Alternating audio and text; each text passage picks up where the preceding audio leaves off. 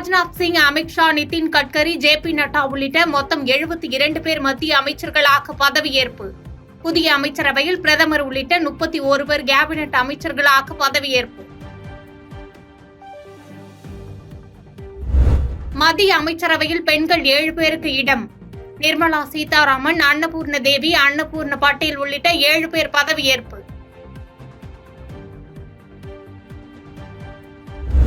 31 cabinet அமைச்சர்கள், 5 தனி பொறுப்புடைய அமைச்சர்கள், 36 இணை அமைச்சர்கள் பதவியேற்பு.